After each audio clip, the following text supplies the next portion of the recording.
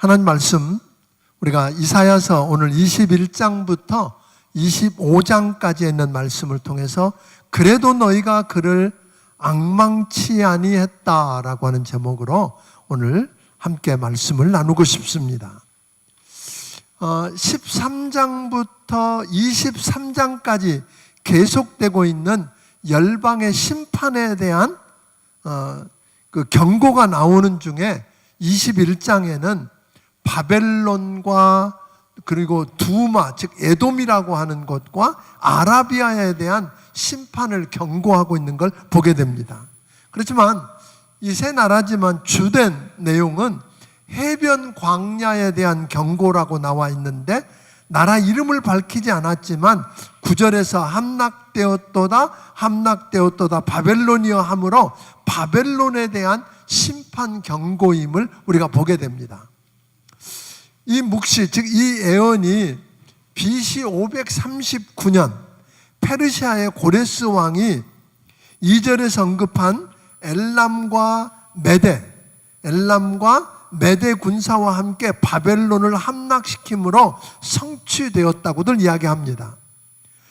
페르시아군과 메대 군사들이 남방 회오리 바람처럼 몰려오는데 심판이 갑작스럽게 어마어마한 파괴력을 가지고 다가오는데, 다니엘서 5장에 나오는 바벨론의 벨사살 왕의 잔치와 같이 왕족들이 방탕하고 얼마나 부패했든지 준비 안 하고 잔치만 벌입니다. 그래서 바벨론 군사들이 이렇게 페르시아군이 몰려왔을 때에 낮에도 이야기한 것처럼 적들을 상대로 해서 싸우기는커녕 오히려 성문을 활짝 열어놓고 환영하며 맞아들였다 그러니까 그 나라가 이해할 만하죠. 그 어마어마한 강대국이. 이사야 선지자가 예언할 때에 바벨론은 아수르에 비하면 사실은 이제 일어나는 나라였어요. 그 예언할 때쯤은. 그러니까 예루살렘으로부터 더군다나 멀리 떨어져 있는 나라였습니다.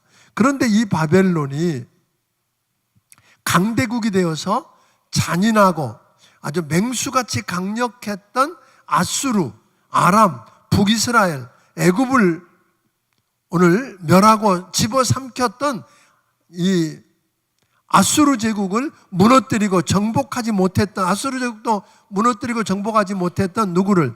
유다 예루살렘을 불태우고 멸망시키고 수많은 이들을 죽이고 포로로 잡아갈 것이라고 이야기합니다. 그러니까 사람들이 얼른 믿겨지지 않은 거예요. 이제 아수르에 비하면 이제 조그맣게 일어나고 있는 나라. 아니, 그 거대한 아수르도 못했던 일을 저들이 우리를 무너뜨린다고? 그런데 그렇게 대단하고 강력하며 문화적으로도 내놓을 것이 많은 바벨론을, 그렇게 했던 그 바벨론을 지금 뭐하고 있다고요? 페르시아 제국 고레스와 엘람과 메대와 함께 회오리 바람처럼 폭풍처럼 몰려와서 순식간에 멸망시키고 철저하게 파멸시킬 거라고. 지금 여러 나라가 막 이렇게 겹쳐 나오니까 뭐 혼돈이 될 것 같아요. 그죠? 네. 혼돈 되죠? 네, 괜찮아, 잃어버려도. 그러니까 쉬운 이야기는 그런 거예요. 이걸 한마디로 이야기하면 지금 바벨론 제국은 이제 막 일어나고 있었어요. 주목 상대가 안 돼요. 본래 아수르 제국한테도 2번이나 공격을 당하고 패했던 적이 있던 그런 나라예요. 그런데 지금 뭐라고 말하냐면 그 애굽과 구스와 그리고 그 아람과 북이스라엘을 다 초토화시키고 공격했는데, 유다는 공격을 해서 졌잖아. 오히려 18몰정이 졌는데, 그런 아수르보다도 더 강한 나라가 누가 될 거라고요? 이 바벨론이 될 거라 그러니까 잘 믿지 않았는데, 그 바벨론이 바로 모든 나라들을 또 다 정복하고 심지어 남아있던 유다마저도 정복하고, 그리고 그 성을 불태우고 성을 허물고 성전과 집들을 불태우고 그리고 모든 사람들을 죽이고 잡아갈 거라고 이야기합니다. 그런데 그 바벨론도 그렇게 했던 바벨론, 문화적으로 내놓을 것이 많았던 바벨론, 지상 최고의 권력을 자랑하던 바벨론 제국이 페르시아 제국의 뭐에 의해서? 고레스 왕에 의해서 뭐하게 된다? 철저하게 파멸될 거다. 그리고 바벨론이 의지하는 신들도 바벨론의 멸망과 함께 다 무너져 버릴 거다. 그러니까 세상에서 아무리 훌륭하고 강대한 힘이 있다 할지라도 어디 아래에 있다? 하나님의 주권 아래에 있다.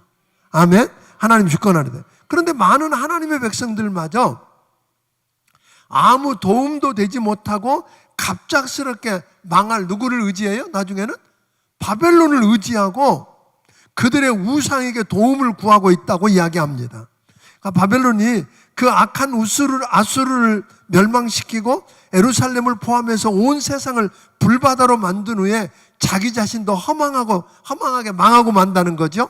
한때는 온 세상의 권력을 다 쥐고 수많은 사람을 잡아다가 죽이고 그런 나라도 결국은 뭐예요? 허무하게 모래성처럼 뭐하더라? 무너지더라. 그러니까 이걸 보면서 하나님의 백성은 뭘 배워야 될까요? 그러니까 하나님의 백성은 바벨론 통해서 혹독한 심판을 받고 견고한 예루살렘 성벽이 뭐예요? 무너지고 믿었던 하나님의 성전이 불타고 집도 불타고 무너지고 수많은 이들이 죽임을 당하고 바벨론의 포로로 잡혀가서 연단받은 후에 오늘 낮에 이야기한 것처럼 저들은 뭐 했을까요?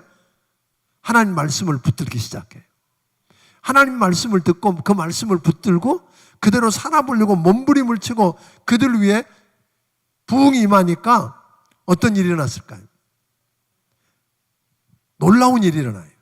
그들이 그렇게 하나님께로 돌아오게 되니까 유다 백성들은 실제로 이 바벨론에 끌려간 사건 이후로 다시는 바알이라든지 아세라 목상이라든지 이런 우상 문제로 문제가 되지 않아요.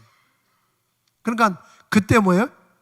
그 환난을 통해서 그것에서 완전히 돌아서서 하나님을 바라보게 되는 그런 놀라운 일들이 일어나는 건 맞아요.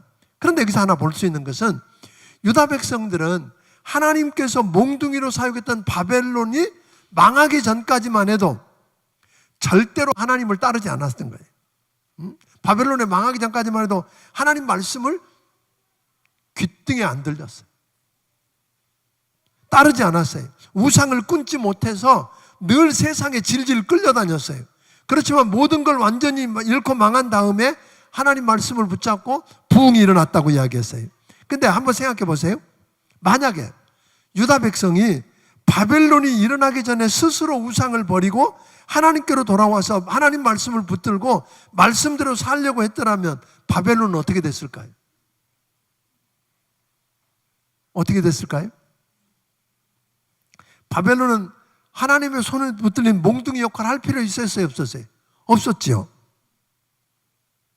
그러니까 바벨론 어쩌면 시시한 나라로 그냥 남아있다가 끝났을지 모르겠어요.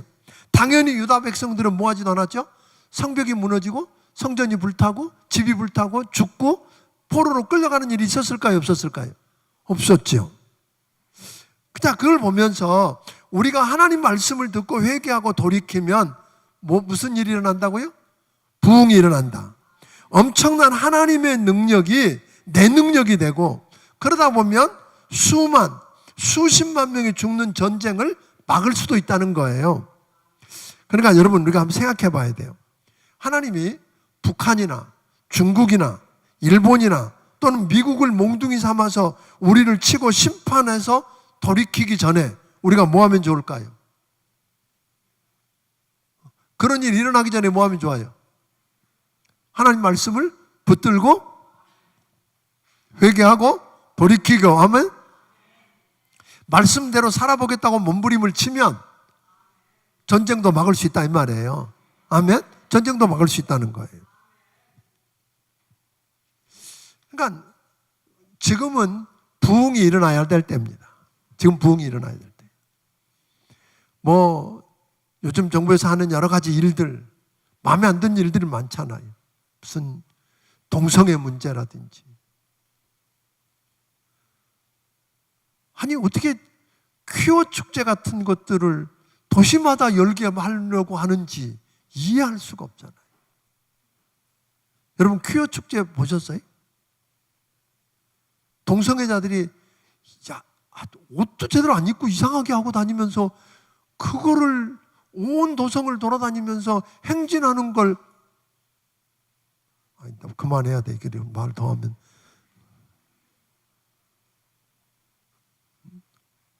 그게 무슨 인권이에요? 제멋대로 사는 사람들의 인권을 위해서 그게 잘못됐다고 말하는 사람들의 인권을 제압해야 된다고 하는 이야기가 말이 되느냐 이 말이에요. 이런 때에 하나님이 진노하시기 전에, 하나님이 진노해서 우리 민족을 다른 방법으로 심판하시기 전에 우리가 말씀을 들어야 됩니다. 저들 때문이 아니라 하나님이 우리가 말씀을 붙들고 말씀대로 살아보려고 몸부림을 치고 회개하지 않으면, 그래서 우리 안에 부흥이 안 일어나면 여러분 예측할 수 없는 일들이 일어날 수 있다는 거잖아요. 너무 많은 사람들이 희생하고 고통을 당해야 되는데 그때 가서 울고 불고 하면 안 된다는 거잖아요. 지금이 여러분 부흥이 필요할 때입니다. 지금이 하나님 말씀을 붙들어야 합니다. 지금이 하나님 앞에 말씀을 붙들고 목숨을 걸고 말씀대로 살아보려고 몸부림을 쳐야 합니다. 아멘? 그러면 하나님이 우리를 살려주실 것입니다. 부흥이 일어나면 우리가 가는 곳마다 역사가 일어나거든요. 바벨론은 하나님의 백성을 연단하는 거대한 용광로 같은 것이었어요. 실제로 연단이 되어 나왔지만 그곳에서 얼마나 고생을 했어요. 그러니까 우리가 이런 용광로의 뜨거운 맛을 보지 않으려면 먼저 하나님의 말씀을 붙들고 씨름하며 성령의 용광로에 들어가기를 주의 이름으로 축원합니다. 그러면 우리도 살고 우리 때문에 이 민족도 살고 우리가 접하는 사람들이 살아날 것입니다. 또 여기 보면 세워진 그 파수꾼은 망루에 올라가서 졸지도 않고 지켜보다가 죽이려고 쳐들어오는 그 사람들의 징조가 나타나면 곧바로 소리를 치고 오늘 그 소식을 전해야 됩니다. 그런데 사실 그때 잔치를 벌이고 있잖아요. 바벨론에 있는 사람들이. 뭐만 세웠어요? 파수꾼은 세웠어요. 그러면서 이야기해요. 야, 마병대가 쌍쌍이 오는 걸 보면 그 뒤에 회오리바람처럼 대군이 몰려올 징조니까 알려줘? 방패에 기름도 안 바르고 전혀 준비 안 하고 파티하다가 여러분 이야기하는데 준비 안 하고 있어요. 그게 온다고 하는 걸 들었으면 어떻게 해야 돼요? 준비해야 하는데, 그러니까 우리가 이 세상에 파수꾼 역할을 해야 합니다. 지금 저기 쌍쌍이 낙타가 쌍쌍이 오는 걸 보니까 그 뒤에 무서운 군대가 폭풍처럼 지금 뭐하고 있다? 몰려오고 있다고 하는 증거다. 그러니까 준비해야 한다고. 그런데 준비 못하면 바벨론처럼 처참하게 무너진다는 거 기억하기를 바랍니다. 그러니까 우리는 파수꾼 역할도 해야 하고 또 누군가의 파수꾼을 통해서 이야기를 들으면 어떻게 해요? 어떤 사람들은 그 파수꾼의 이야기를 듣고 경고로 알고 준비한 사람도 있었어요. 그런데 어떤 사람들은 누구처럼 롯의 사위들처럼 농담으로 여기다가 그냥 함께 불타고 망하는 사람도 있더라는 거예요. 오늘 여러분 우리가 파수꾼이 되어야 합니다. 그러나 동시에 파수꾼을 통해서 들려오는 이 다급한 목소리를 듣거든 지금이 준비해야 할 때임을 깨닫게 되기를 주의 이름으로 축원합니다. 그 다음 11절부터는 두마, 즉 에돔과 아라비아에 대한 경고가 나옵니다. 두마에는 바벨론의 공격을 피하려 도피 생활하는 자들이 모여 살았는데 파수꾼에다가 밤이 그 기다리고 있으니까 지겹거든요. 파수꾼에게 묻습니다. 밤이 너무 깊으니까 지금 몇 시냐? 아침은 오는 거냐? 하고 묻는데 파수꾼은 뭐라고 해요? 걱정 말라고. 아침은 곧 온다고. 그런데 저녁도 곧 따라온다고. 그러니까 이런 즐거운 일만 있는 게 아니라 뭐예요? 어려운 일도 곧 따라온다고 하는 것 기억해야 합니다. 하나님 말씀을 붙들고 목숨을 걸면 뭐가 와요? 아침은 찾아옵니다. 아멘? 아침은 찾아옵니다. 드다는 아라비아 사막에 있는 오아시스 도시인데 드단 상인들은 낙타를 이끌고 사막을 횡단하면서 물건을 팔아서 돈을 버는 자들이었어요.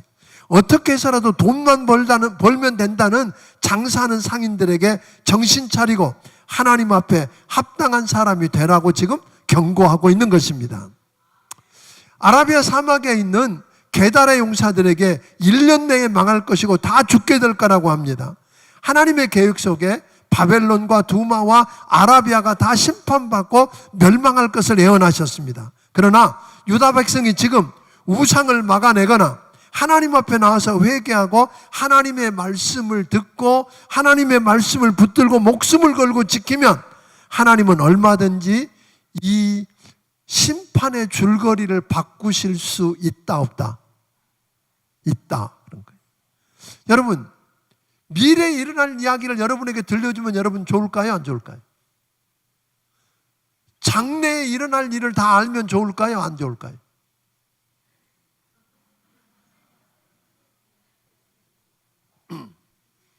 솔직히 이사야 선지자를 통해서요, 앞으로 이런 나라, 이렇게 너희가 바벨론에 의해서 뭐 할 거다? 네 형제, 네 친척, 네 아비가 다 죽임을 당하고 포로로 잡혀갈 거다. 그 이야기를 먼저 알고 나면 잠잘 수 있을까요? 없을까요? 얼마나 괴롭겠어요. 앞으로 일어날 그 어마어마한 일들을 보면. 그런데 왜 그 괴로운 이야기를 하나님이 이사야에게 먼저 했을까요? 왜 알게 했을까요? 내가 어떻게 하느냐에 따라서 미래를 바꿀 수 있기 때문이에요.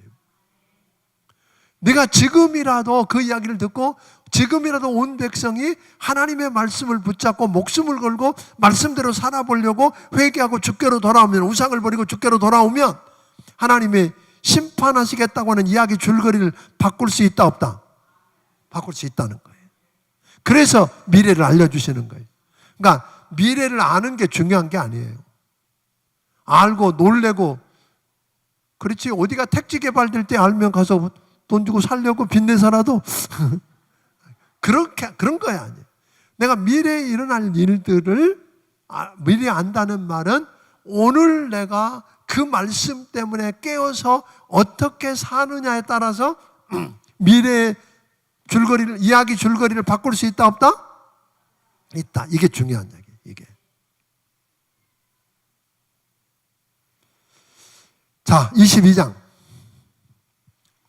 22장에는 환상의 골짜기로 소개되고 있는 예루살렘에 대한 경고. 보통 한 나라의 수도를 세울 때는 어디다 세우죠? 수도가 세워지는 데는 꼭 끼는 게 있어요. 뭐가 있어야 될까요? 큰 강, 한강같이 큰 강이 있거나, 큰 도시를 세우려면 보통 강을 왜? 물이 필요하니까. 또 뭐가 필요할까요? 아니면 그런 곳이 아니면 보통 바다, 항구가 있는 바다 근처에 큰 도시를 만들지요. 그런데 예루살렘은 강가도 아니고 바닷가도 아닙니다. 내륙 깊숙한 곳에 격리된 골짜기를 낀 산 위에다 세웠어. 그 이유는 사통팔달로 세상과 연결되고 소통하는 도시가 아니라 세상에서 조금 격리된 골짜기를 세우게 하셔서 조용한 가운데 하나님의 말씀에만 집중하게 하려고. 이상하죠? 하나님의 환상을 보고 하나님 말씀에만 집중하게 하려고 했어요. 왜 그랬을까요? 예루살렘과 유다의 중요한 사명은 군사대국이 되거나 부자 나라가 되거나 다른 나라들과 애교 잘하는 데 있는 게 아니었어요. 세상에서 좀 뒤떨어지고 작더라도 하나님 말씀과 하나님이 주신 환상을 받고 그것을 붙잡고 그대로 살아보려고 씨름하며 기도하는 가운데 부흥의 불길이 계속 일어나서 세상을 살리는 파수꾼이 되고 축복의 통로가 되게 하라고. 그런 목적이었단 말이에요. 그게 사명이었어요. 그런데 예루살렘에 사는 유다 백성들은 그런 골짜기에 산 꼭대기에다가 그렇게 만들어 놓으니까 세상 나라 사람들과 뭐 하게 돼요? 답답하거든요. 그렇게 살려니까. 그러니까 뭐죠? 세상 나라를 흉내내기 시작해서. 그리고 세상 나라들을 예루살렘 안으로 끌어들이기 시작했어. 세상과 똑같이 시끌벅적한 혼란한 곳으로 만들었어요. 요란한 곳으로 만들어 놨더니 그러자 그 순간부터 예루살렘에 뭐가 없어졌어요? 하나님의 말씀이 사라졌어. 부르짖는 기도가 사라졌어. 그러니까 그 다음부터 뭐가 왔을까요? 대재앙이 찾아오기 시작하는 거예요. 오늘 여러분 중요한 이야기예요. 말씀이 사라지고 우리 교회가 그냥 시끌벅적하게 해서 이곳에 말씀이 사라지고 기도가 사라지면 그 다음은 빤한 거예요.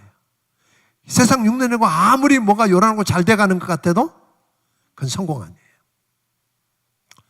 저는 이 안에 하나님의 말씀이 선포되고 말씀이 흥왕하는 교회가 되었으면 좋겠어요. 하나님 말씀이 흥왕하고 기도에 부르짖는 소리가 끊어지지 않는 교회. 그러면 거기에 부흥이 있고 부흥이 반드시 일어나고 부흥이 있는 곳에는 누가 일하신다고 오늘 하나님이 일하시면 세상 사람들은 이해할 수 없는 기적의 역사가 일어나니까 그걸 보고 사람들이 몰려오는 거잖아요. 어떻게 그런 일이? 어떻게 그런 일이? 나도 네가 믿는 하나님, 그 하나님 믿고 싶다고, 그 하나님 경배하고 싶다고 이런 이야기 하지 않겠어요? 아멘?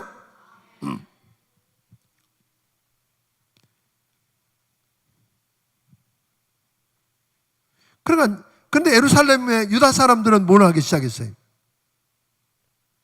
자꾸만 하나님께서 여러분 예를 들면 그런 거잖아요.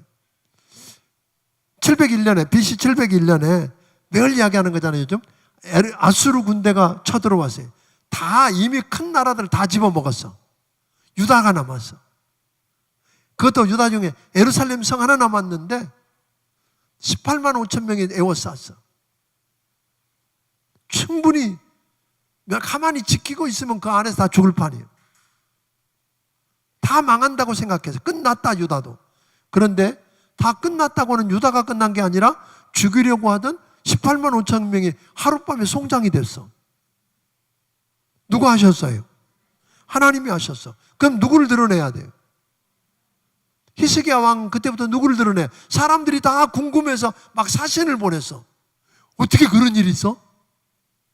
모든 나라가 다 졌는데 어떻게 당신들은 그 사람들을 이겼어? 그럴 때 당연히 뭐라 그러대? 누가 하셨어요? 하나님이 하셨어요. 우리 예루살렘 성전을 보여주면서 이 안에 계신 우리 하나님이, 우리가 기도하면 들으시겠다고 하신 하나님이, 우리가 부르짖고 기도했더니 하나님이 나서셔서 저들을 송장이 되게 하셨다고. 그분이 우리 하나님이라고, 내 하나님이라고, 내 아버지라고 이렇게 이야기해서 자랑했으면 되는데 세상 사람들 하는 것처럼 똑같이 했어. 그 사람들이 오면서 막 금은보화 선물도 갖다 주고, 왜냐하면 누가 걱정이 돼요? 유다가 겁이 나서 궁금하고 막 금은보화 가지고 와서 물어보고 이러니까 금은보화가 얼마나 많이 있는지 자랑하고 바벨론에 사신도 왔었어. 궁금했었어. 저 조그만 나라가 어떻게 저런 일이 있는가. 그때 그렇게 아까 하나님 자랑하고 하나님이 하셨다고 하나님 들추었으면 바벨론이 유다 못 건드려요. 저들 건드리면 누구 건드리는 거다? 아수르의 18만 5천 명을 하룻밤에 송장되게 한 하나님 건드리는 거다. 못 건드리지. 그런데 기껏 보여주는 게 무기 보여주고, 그런 무기는 우리가 더 많다 그런 거 하잖아요. 그럼 우리가 더 많지. 저거 가지면 괜찮겠네 이러고 갔잖아요. 그래서 결국 그게 다 바벨론으로 옮겨간 거잖아요. 그러니까 결국은 유다도 뭘 하려고 그랬어요? 하나님께 돌아와서 회개하고 하나님 하신 큰 일을 드러내서 하나님 자랑하고 하나님 경배하고 하나님께 감사해야 되는데 저들은 뭐 하기 전에 세상 사람들을 의지하고 세상 사람들 하는 거 똑같이 했어요. 그리고 세상하고 뭐 하면 동맹 맺으면 안전할 거라고 생각한 거예요. 다 저 사람들이 내 편 같거든요. 그러니까 그들 내 편 만들면 괜찮겠다고 생각한 거예요. 그러니까 세상적으로 해볼 거 다 해보고 세상 방법을 끌어들여서 이렇게 하면 우리가 불안하지만 강대국과 동맹 맺으면 걱정 없다. 그러면 저들이 했던 일이 뭘까요? 성벽을 더 견고하게 보수하기 시작했어요. 성벽을 단단하게 더 쌓아놓으면 누가 와도 괜찮다. 예루살렘의 치명적인 약점이 뭐였느냐면 물이었어요. 그 실로암 물이 성 밖에 있었어. 그러니까 전쟁을 할 때 그 물을 못 끌어들인 거 물이야. 그런데 히스기야가 그 실로암 물을 지하 터널을 만들어가지고 예루살렘 안으로 끌어들였어. 그래가지고 두 군데 저수지를 만들었어. 그러니까 이제 물도 있겠다. 우린 걱정 없다. 그런 거죠. 걱정 없다 그랬거든요. 그렇게 많은 준비를 하면서 뭐는 안 했을까요? 가장 중요한 건 끝까지 안 했어요. 그걸 11절은 이렇게 설명하는 거예요. 11절 읽어보겠습니다. 읽습니다. 자, 시작.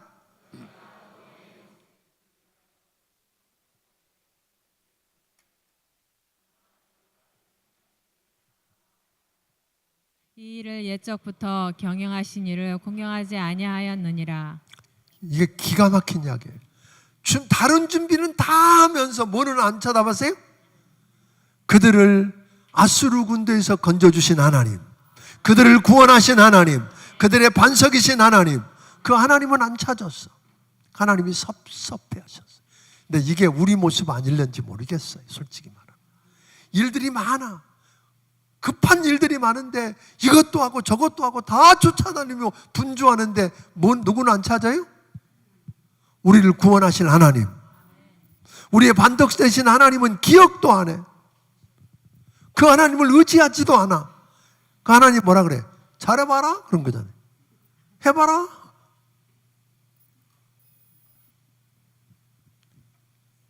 결국은 어찌 되었을까요?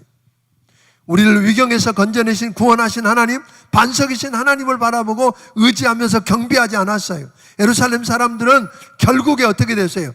하나님 말씀을 듣고 하나님께로 돌아오지 않고 인간적인 방법으로 다 했는데 소용이 있었어요? 없었어요? 성벽 더 높이 쌓고 무기 더 준비하고 물도 준비하고, 그전에는 물이 없어서 걱정했는데 물까지 준비해놨는데 이제 걱정 없다 그랬는데 바벨론에 완전히 무너졌어요. 성이 다 무너지고 하나님 영광이 떠난 줄도 모르고, 하나님 계시니까 걱정 없다는 성전 불타고 집도 불타고 죽임을 당하고, 그리고 남은 사람은 거의 다 어디로? 그 1000km가 넘는 바벨론 땅으로 다 끌려갔어요. 여러분 지난 시간에 배웠잖아요. 포로가 끌려가는 모습은 어떻게 한다 그러세요? 겉옷도 벗기우고 신발도 벗기우고 그저 치부만 가리고 수치스러운 부분을 드러내면서 뭐예요? 쇠사슬에 묶여서 끌려가는 이런 비극을 경험했었다고 하는 거예요. 안 해도 될 일이었잖아요. 아멘? 그러니까 유다는 하나님의 능력으로 지키는 나라지 사람의 힘과 방패로 지킬 수 있는 나라 아닙니다. 여러분과 나는 누가 지켜야 돼요? 하나님이 지키셔야지 돈으로 백으로 지킬 수 있는 사람 아닙니다. 아멘? 히스기야 왕 때 아수르 대군을 죽이고 승리한 것은 예루살렘 사람들이 잘해서 한 게 아니에요. 하나님이 불쌍히 여기시고 지켜주셨기 때문입니다. 하나님께서 그 백성을 얼마나 사랑하고 불쌍히 여기시는지 보여준 증표였습니다. 그런 사랑을 입었으면서도 하나님의 사랑 앞에 무조건 무릎 꿇고 회개하고 순전히 하나님의 은혜였다고 감사하고 찬양하며 경배하고 영광을 돌렸어야 되는데, 하나님만 의지했어야 되는데 자기 힘으로 한 것처럼 자랑하고 잔치하며 교만하다가 뭐였어요? 회개할 가능성이 없는 사람으로 취급받고 하나님 뭐라고 하세요? 그들의 죄를 죽기까지 용서하지 않겠다. 얼마나 무서운 이야기예요. 죽기까지 용서하지 않. 왜? 너 하는 꼴 보니까 너 죽어도 회개는 안 할 것 같다. 너 끝났다. 그런 거잖아요. 앞에서 만군의 여호와 하나님을 의지하지 않고 자신을 또 사람을 신뢰한 유다에 대해서 심판의 경고라 그러면 15절부터 25절은 유다의 정책 이반자라고 할 수 있는 최고위직의 두 사람, 셈나와 엘리야김 두 사람을 전면에 내세워서 사람을 신뢰하는 게 얼마나 어리석은지를 보여줍니다. 셈나라고 하는 사람은 믿음이 없는 사람인데 최고위의 높은 자리에 앉혀서 모든 권력을 휘두르면서 마음대로 세금 거두고 마음대로 돈을 사용하고 또 자기의 개인적으로는 최고로 호화로운 수레를 타고 다니면서 죽지도 않은 사람이 자기 죽을 무덤까지 호화롭게 준비해 놓았던 불의한 청지기. 오늘 그 불의한 청지기를 하나님 뭐라 그런 줄 아세요? 공처럼 말아서 발로 차버렸다 그래. 어느 날 하나님 앞에 불의한 청지기, 오늘 여러분들에게 하나님이 어떤 자리를 주시든 어떤 물질을 주시든 어떤 재능을 주시든 특별하게 여러분을 사용하셔서 여러분을 청지기로 믿고 맡겼을 때 그거 잘못 사용하는 불의한 청지기가 되면 그게 계속 가는 게 아니라 뭘 한다? 공처럼 발로 차버린다 그런 거예요. 아멘? 공처럼 발로 차버리고 그 자리를 누구한테 주냐면 엘리야김에게 맡기는 거예요. 다른 사람에 맡겨. 이게 얼마나 비극이에요? 혹여 사랑하는 성도 여러분, 여러분에게 어떤 자리를 맡기셨거나 어떤 물질을 특별히 많이 맡기셨거나 특별한 재능과 재주를 맡기셨으면 겸손하게 그거 가지고 맡기신 그분을 영화롭게 하며 충성스럽게 섬기기를 주의 이름으로 축원합니다. 그거 안 하면 어떻게 된다고요? 하나님이 공처럼 발로 차버리신다. 그리고 그 자리를 다른 사람에게 맡기신다. 그게 엘리야김이에요. 엘리야김은 다윗의 집 열쇠를 가지고 그가 열면 닫을 자가 없고 닫으면 열 자가 없는 대단한 권한을 가지고 있었지만 엘리야김도 또 사람이라 그가 잘 박힌 모처럼 견고해서 사람들이 거기다가 항아리도 걸고 옷도 걸고 뭐도 걸고 다 걸었어. 여기다 안전하다 그랬는데 어느 날 그 못이 사가서 부러졌어. 그러니까 걸어놓은 것들이 어떻게 다 떨어져 깨졌다고 그래요. 그러니까 결국은 뭐예요? 무슨 이야기예요? 우리는 결코 사람 의지하면 안 된다 그런 거예요. 아멘? 사람은 믿을만 하지 않다. 사람은 믿을 존재가 아니고 사람은 사랑할 존재. 예? 뭐라고요? 믿을 존재가 아니요. 내가 너를 믿었더니 믿은 게 잘못이요. 사람은 믿을 존재가 못 돼. 그런데 그 안에 계신 주님 때문에 믿는 거지. 그러니까 여러분 누구만 믿고 의지해요? 하나님만 믿고 의지해라 하는 거예요. 23장 23장은 메소포타미아 가장 동쪽 끝에 무역 대국인 바벨론 제국이 있었어요. 서쪽 끝에는 강력한 경제 대국인 페니키아, 성경에는 베니게라고 나오는 페니키아의 두로에 대한 경고, 바벨론과 두로에 대한 경고를 말하므로 세계 열방의 주권자가 누구다? 하나님이시다 하는 걸 드러내고 있는 겁니다. 지도 좀 한번 보여주세요. 오늘 이야기하려고 하는 중점을 좀 보셨으면 좋겠는데 이게 복잡하지요? 어디 갔냐? 지금 이쯤이 예루살렘이 있어요. 이쯤이 예루살렘이 있는데 예루살렘 위에 북이스라엘이 이렇게 있었고 그 위에 두로라고 하는 나라가 두로와 시돈을 합쳐서 페니키아 그랬어요. 성경에 베니게. 그런데 이 페니키아 사람들은 대단한 사람들이세요.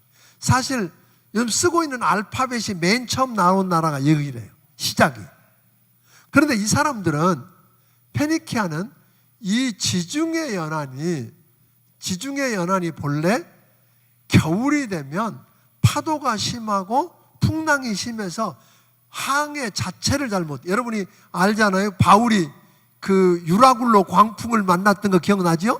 왜냐하면 겨울이 되니까 금식하는 기간이 지났으니까 지금 나가면 안 된다 나갔다가, 그런데 이들은 배를 잘 만들어서 바다를 나가서 항해하고 정복했어요. 그래서 이 사람들은 이 배를 띄워서 항해하면서 돈을 많이 벌었기 때문에 이 사람들이 했던 일은 뭐냐면, 이렇게 가서, 이게 다 유럽인데요, 이렇게 가면 스페인이에요. 이 다시스까지 가서 가는 곳마다 큰 배를 타고 장사만 하는 게 거기를 식민지를 만들어. 그래서 거기를 내 거주지를 만들어 놓고, 이 다시스를 중심으로 해서 나중에 이런 이 북아프리카거든요. 이 이집트의 나일강 하루엔 알렉산드리아라든지 또 그 카르타고, 여러분 이야기 들으셨을 거예요. 로마로 정말 카르타고 같은 경우도 다 식민지로 만들어 놓고, 이 두로는 시돈도 항구인데 두로와 시돈이 서로 경쟁하던 항구예요. 그런데 여기서 이 두로는 특별한 나라였어요. 이 땅에 있는 두로와 여기 좀 들어가면 여기 섬이 하나 있었어요. 그러니까 같은 두로인데 육지에서 누가 공격해 와서 막을 수 없으면 거기를 싹 비우고 섬으로 옮겨. 두로가 섬으로 옮기면 아무도 거기는 못 가. 왜? 가장 강력한 배를 가지고 있었던 나라가 뭐예요? 두로였어요. 그러니까 아무도 점령을 못해. 나중에 좀 이따 좀 설명을 하겠습니다만, 이런 이곳에서 누가 예를 들면 두로 육지를 정복해서 나가서 배를 가지고 전 곳을 다니면서 식민지를 만들어 놓은 곳을 다니면서 무역을 하고, 그러다 보니까 어마어마한 부유한 나라였어요. 부유하다 보면 그 다음에 뭐가 오겠어요? 사치할 뿐 아니라 향락과 이런 것들. 그런데 이 두로의 또 하나의 특징이 있죠. 북이스라엘을 무너지게 했고 결국은 남유다까지 무너지게 했던 게 뭐예요? 바알신인데, 이 바알신 제사장의 딸인 이세벨이 북이스라엘의 아합 왕의 부인이 되잖아요. 그러면서 거기에 뭘 가지고 왔어요? 바알을 가지고 와서 그 하나님의 백성들을 미혹해서 결국은 영적으로도 무너지게 만들었던 나라이기도 해요. 물론 나중에 가면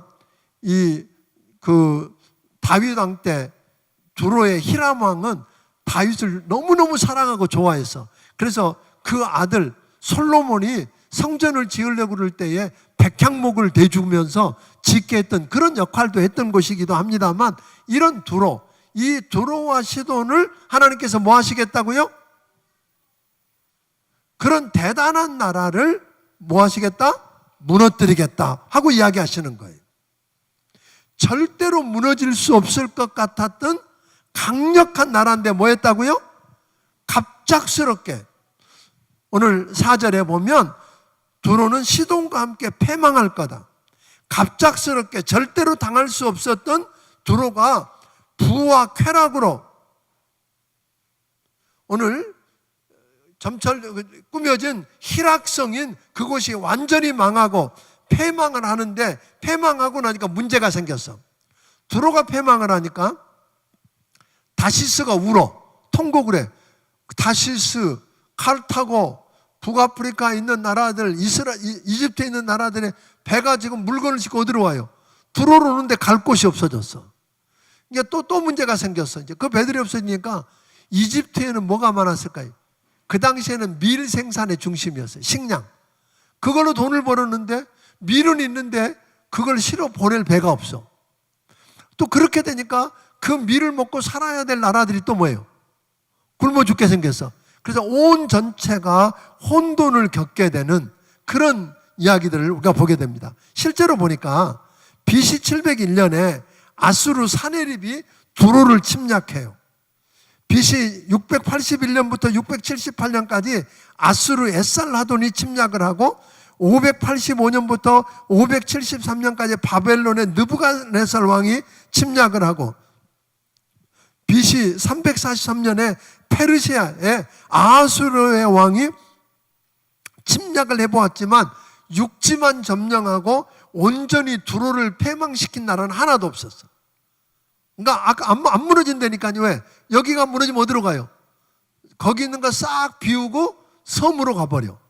그러면 섬은 그들이 배가 강하니까 안 돼. 그런데 BC 332년에 히랍의 알렉산더 대제가 두로를 점령했더니 이들이 뭐예요? 싹 섬으로 옮겨놓고 메롱 그러고 배를 타고 계속 그러고 하니까 알렉산더가 화가 났어.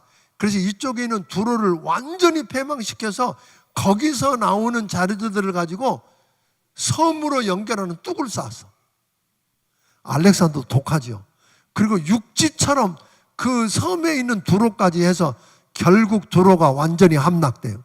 그리고 2,000명을 그 당시에 형벌 중에 가장 무서운 형벌인 십자가에다가 2,000명을 매달아 죽이고 3만 명을 종으로 팔아버려. 그래서 두로가 함락돼요. 그런데 9절에 보면 왜 망했는가? 두로가 왜 망했는가 이야기해. 두로의 교만 때문이었습니다. 두로가 우연히 망한 게 아니라 그들의 교만 때문에, 즉 창조주 하나님을 대적한 교만 때문에 거룩하신 만군의 여호와께서 계획에 따라서 뭐 하셨다? 망하게 하셨다. 그런데 두로에 대한 이 심판이 지나고 여호와 하나님께로 돌아오는 날, 하나님은 두로의 옛 영광을 회복시켜 주시겠다고 이야기해요. 패망만 예언한 게 아니라 뭐도 하겠다고요? 회복시켜 주시게. 왜? 그래. 70년, 왕의 연한에 70년이 지나면 두로는 다시 무역을 통해서 다시금 부를 축적하기 시작할 거라고 이야기합니다. 왜 하나님이 두로를 회복시켜서 옛 영광을 찾게 할까요? 18절에 보면 하나님의 뜻은 두로가 무역한 것과 그 이윤을 하나님 앞에 거하는 자, 곧 예루살렘으로 돌아와서 이스라엘 만군의 하나님 여호와를 예배하는 이스라엘을 위해서 사용하게 하려고. 그러니까 하나님 앞에 바로 서 있는 자들을 위해서는 하나님이 뭐예요? 다른 사람들을 붙들어서라도 돕게 만드신 하나님. 아멘. 자, 24장. 24장은 온 세계에 대한 심판을 경고하고 있습니다. 우리가 1장부터 12장에서 이사야 선지자는 하나님의 백성 이스라엘에 대한 여호와 하나님의 심판과 회복에 대한 메시지를 선포했고, 13장부터 23장에서는 열방을 향한 하나님 여호와의 심판과 희미하지만 그들에게 임할 축복도 약속해 주셨어요. 24장부터 27장에서는 창조주 하나님이 세상의 모든 악의 세력에 대한 우주적이고 결정적인 심판과 주의 백성에 대한 구원과 자비를 선언하고 있는 걸 보게 됩니다. 24장은 파괴된 세상을 묘사하면서 그곳에 있는 사람들이 엄청난 고통을 당할 것을 경고하고 있습니다. 그리고 권능의 하나님이 이 땅에 임하실 때, 권능의 하나님이 왕으로 이 땅에 임하시면 해와 달을 빛을 잃고 땅은 요동할 것이라고 마지막 시대의 배경을 이야기하고 있습니다. 하나님께서는 그날에 땅을 황무지로 만들고 파괴하고 성을 부수고 그곳에 거주하는 사람들을 추방할 것이라고 말합니다. 그러니까 그래서 그 땅에 수금을 연주하고 소고치고 하는 소위 즐거워할 일이 하나도 없게 만드시겠다고 이야기합니다. 실제로 BC 705년에 아수르 군대의 병영이 예루살렘 안에 공허의 성이라고도 했던 그 아까 성을 우리가 약탈하고 유다를 감독하기 위해서 세워졌던 그 성이 아수르의 사르곤 왕이 죽은 다음에 봉기를 해서 무너뜨리고 쫓아내고 너무 좋아해서 그들이 뭘 했냐면 그 큰 일을 한 다음에 포도주를 마시고 즐거워하는 모습을 보여주고 있습니다. 그러니까 하나님은 3절부터 6절을 통해서 땅이 황무하고 공허하며 슬퍼하고 쇠잔하게 된 이유가 무엇인지를 이야기합니다. 무엇 때문일까요? 그 안에 살고 있는 하나님의 백성들이 하나님의 율법을 범하고 율법을 어기고 영원한 언약을 깨뜨렸기 때문이라고 합니다. 그러니까 하나님이 이 땅의 문제는 뭐냐면 그 땅을 차지할 자격이나 가치가 없다고 판단되면 그 땅에 사는 사람들이 그 땅을 차지하고 그리고 그 땅을 우리가 다스릴 자격이나 가치가 없다고 생각되면 하나님 뭐예요? 재앙으로 그 사람들을 쫓아보내셔요. 그러니까 먼저 어떻게 쫓아보냐면 땅을 황무하게 해서 그 땅에 살 수 없으니까 사람들이 다 떠나가도록 만드는 거죠. 그러니까 땅 문제는 땅에 사는 사람들이 문제예요. 땅에 사는 사람들이 율법을 어기고 영원한 언약을 깨트리면 땅이 황무하게 해서 사람들을 토해낼 거라고 이야기합니다. 그러니까 환경 문제는 자연 문제가 아니고 누구 문제다? 뭐 문제다? 사람 문제다. 그러니까 여러분이 아담과 하와가 범죄했을 때 땅이 황무하게 되잖아요. 마찬가지예요. 오늘도 이 자연이 지금 파괴되고 올해처럼 그렇게 덥고 올겨울엔 더 추울 거래잖아요. 내년은 더 더울 거라며요. 아이고. 이 문제 해결하는 건 뭐가 변해야 돼요? 사람이 변해야 합니다. 아니요. 그게 해답이라는 거예요. 우리가 말씀을 붙들고 말씀으로 돌아와서 말씀과 씨름하면서 말씀대로 사는 부흥이 일어나면 땅은 회복될 것입니다. 아멘? 그러니까 이 온 세상을 살리는 길은 뭘 바꾸는 거예요? 이 땅에 하나님의 부흥이 일어나는 길입니다. 아멘?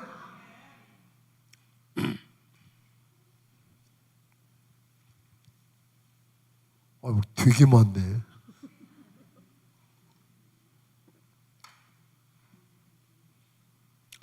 땅만 황폐하고 황무하게 되는 거 아닙니다. 2절에 보니까 세상이 뒤집어지고 혼돈이 왔습니다. 하여튼 여러 직급들이 뒤바뀌잖아요. 그렇죠? 구워준 자나 꾼 자가 구워준 자가 똑같고 높은 자 종과 상전이 똑같고 제사장이나 일반인이 똑같고 이런 세상이 뒤집어지는 왜 그럴까요? 환상의 계곡으로 하나님의 말씀을 들어야 하고 말씀을 목숨 걸고 붙들고 살며 기도해야 할 백성이 그래서 세상의 파수꾼이 되고 축복의 통로가 되어야 될 백성들이 세상 사람들처럼 살기로 하고 세상 유행을 예루살렘에 끌어들였기 때문입니다.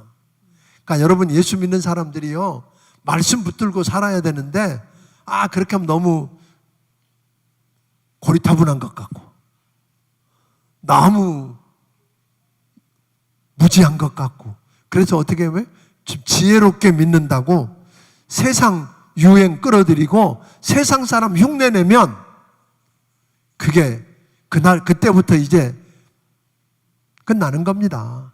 말씀도 사라지고 기도도 사라지면 결국은 세상 사람들 망할 때처럼 우리도 함께 망하는 거예요. 우리 때문에 세상이 망할 사람이 살아야 되는데 함께 망하고 만다는 것입니다. 그러다 보니까 자연히 하나님 의지하는 것보다 세상 힘 있는 것 더 의지하고 인생에게 모든 걸 걸고 죄를 짓고 또 짓고 또 짓고 회개하지 않고 쌓아두기만 하니까 문제라는 거예요. 그래서 어느 정도 일정 수준의 악이 차면 역사에 보니까 그때마다 뭐예요? 하나님의 심판이 왔어요. 그러니까 여러분 죄는 쌓아두는 게 아닙니다. 죄는 뭐 하는 거예요? 회개해야 됩니다. 죄를 짓지 않을 수는 없지만 죄를 지었으면 뭐 해야 돼요? 회개하고 깨끗하게 토해내기를 주의 이름으로 축원합니다.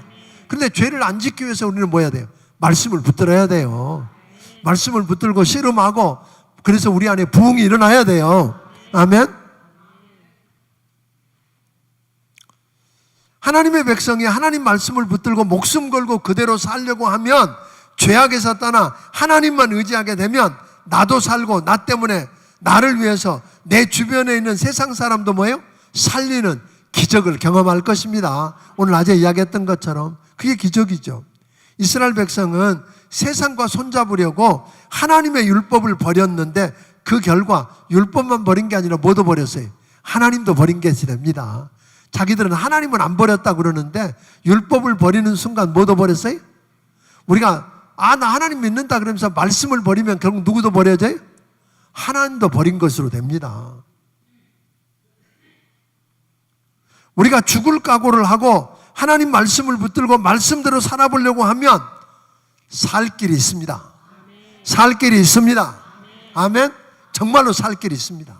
한번 우리 성도들 정말로 부탁합니다. 이 말씀을 우리가 그냥 이거 시간 남아서 이거 하는 거 아니잖아요. 그죠? 이게 성경이 하나님 말씀이다.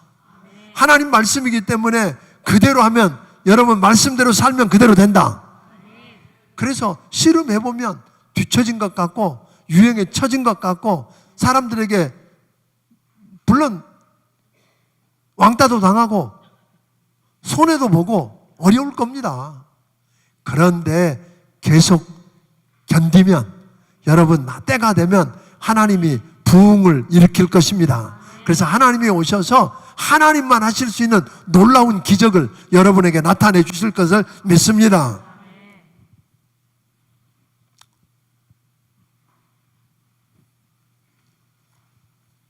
결국은 여러분들이 아는 것처럼 세상 흉내내고 세상 것들 끌어들였다가 유다는 세상이 망할 때 함께 망했어요. 다 불태우고 죽임당하고 포로로 끌려가고. 그런데 그 남아있는 마지막 그곳에 가서 남아있는 소수, 그들이 말씀을 붙들고 씨름하고 그 말씀대로 살고 부흥이 일어났더니 그들에게 새 마음을 주셔서 말씀을 붙들고 씨름했더니 고난을 통해서 다시 돌아오게 하고 회복시켜서 하나님 그들을 통해 다시 시작하신답니다. 우리가 적어도요 살아남아 있으면 우리를 통해서 다시 시작하십니다. 오늘 낮에도 이야기했지만 어떤 사람은 이렇게 경고하면 그걸 경고로 듣고 바꿔요. 깜짝 놀라서 돌아서요. 근데 어떤 사람은 뭐예요? 롯의 사위들처럼 농담으로 알고 그걸 우습게 알고 하다가 소돔과 고모라 성이 불탈 때 함께 불타서 죽습니다. 그런 일이 없게 되기를 주의 이름으로 축원합니다. 14절부터 보면 무리가 소리를 높여서 여호와의 위엄을 높이 부르며 크게 외칠 것이랍니다. 하나님을 찬양하고 하나님의 영광을 돌릴 것이라고 말합니다. 이스라엘과 유다가 망하고 난 뒤에 이 세상에서는 하나님을 찬양하고 예배하는 자들이 완전히 없어져 버린 줄 알았어요. 그런데 갑자기 전에 잡혀서 전혀 하나님을 모르던 사람들이 이스라엘 백성을 대신해서 하나님을 찬양하고 하나님께 영광 돌릴 거라는 거예요. 믿는 것을 너무 무거운 짐으로 생각하고 억지로 믿는 채 하다가 집어 던져버렸던 이스라엘 백성하고 달리 전 세계에서 하나님을 모르던 자들이 우죽순처럼 일어나서 하나님을 찬양하며 예배할 것이랍니다. 여러분, 우리가 하나님 예배 안 하고 하나님 찬양 안 하고 그렇게 하면 이제 하나님 찬양하고 예배할 사람 없을 줄로 착각하지 말라는 거예요. 아멘. 하나님께서 이방인들로 하나님 말씀으로 부르실 때 하나님의 사랑에 감격해서 울면서 하나님을 찬양하고 결사적으로 하나님 말씀을 붙들고 믿는 사람이 있더라는 거예요. 그래서 그러다 보니까 하나님을 찬양하는 사람들 16절에 보면 쇠잔해진 사람들, 배신자들이 있는데 하나님을 믿던 사람들이 말씀을 떠나니까 쇠잔해지고 배신자가 되고, 그런데 하나님을 모르던 사람들이 하나님을 붙들고 믿고 돌아오면 뭐예요? 하나님을 찬양하는 사람들이 되더라는 거예요. 아멘. 그 다음에 죄와 허물로 죽었고 마귀의 종로로 타던 자들이 하나님 말씀을 들을 기회가 있고 믿을 기회가 생기자 기회를 놓치지 않고 하나님의 백성이 된 사람들이 있다고. 그런데 유다 백성은 본래 믿었던 사람들인데 뭐예요? 쇠잔해지고 배신자가 되고 그런 이야기가 나오거든요. 양다리 걸치고 하나님보다 세상을 더 의지하고 말씀을 들고 붙들고 목숨 걸고 지키려고 안 한 결과입니다. 그렇게 하면 여러분, 만약에 정말 그렇게 하면 찬양하는 사람이 될 텐데 그랬다는 거죠. 만군의 여호와께서 재림하셔서 오늘 시온산과 예루살렘의 왕으로 보좌에 앉아 그 영광을 나타내면 달과 햇빛이 필요 없는, 달과 햇빛이 오히려 수치를 느끼고 그런 놀라운 일이 있답니다. 사람들이 세상만 있다고 생각하는 분들이 많은데 이 세상과 하나님 나라가 있다는 거 기억하기를 바랍니다. 눈에 안 보인다고 하나님 나라가 없는 게 아닙니다. 하나님 나라를 보지 못하고 세상만 목적으로 살아있는 사람들은 어리석은 사람들입니다. 모든 것이 다 깨지고 흔들리고 끝날 때가 올 것입니다. 우리 주님 오셔서 세상을 심판하고 악인을 버리시고 여러분 그리고 그를 따르는 자들을 축복하는 날이 올 줄로 믿으시기를 주의 이름으로 축원합니다. 25장은 낮 예배 때 다 다뤄서 오늘 안 다뤄도 되죠? 예, 오늘 필요하신 분은 낮 예배 설교가 스마트폰으로 들을 수 있으니까 들으십시오. 그래서 오늘 시간을 정확하게 맞췄습니다.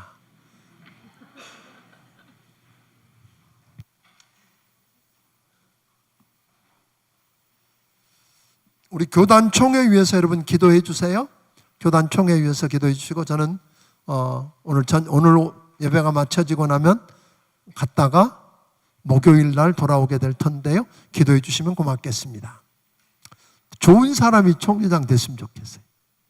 좋은 사람이 교단을 위해서, 그리고 교단을 통해서 우리가 이 땅에 가장 복음적인 교단인 침례교회가 흥왕하고 하나님의 역사를 이뤄가는데 하나님이 쓰시는 도구가 되도록 기도해 주시기 바랍니다. 주님 앞에 10의 1조와 건축예물, 감사예물, 선교헌금을 드린 손길이 있습니다. 같이 기도합니다. 하나님 아버지 고맙습니다. 귀한 사람들을 오늘 이렇게 불러주셔서 말씀을 듣게 하셨습니다. 하나님, 들은 말씀이 저들 심령 속에 살아서 역사하게 하옵소서. 그래서 그 말씀이 하나님 말씀이니까 그 말씀을 붙들고 그대로 살아보려고 몸부림을 치게 하시고 목숨 걸고 지킬 때 저들 심령 속에 부흥이 일어나게 하시고, 아버지 하나님, 저들이 하나님의 능력을 가지고 세상에서 하나님의 역사를 일으키는 기적의 현장을 목도하게 하여 주옵소서. 귀한 사람들이 하나님 앞에 10의 1조와 건축의 물과 감사의 물과 선경금을 드렸습니다. 하나님 축복하여 주시옵소서. 하나님 축복하여 주시옵소서. 아버지 하나님, 정말로 저들이 말씀을 붙들고 이번 한 주간 승리해서 하나님의 부흥을 경험하고 하나님의 역사를 저들의 삶의 현장에서 경험하게 하여 주옵소서. 예수님 이름으로 기도하옵나이다. 아멘.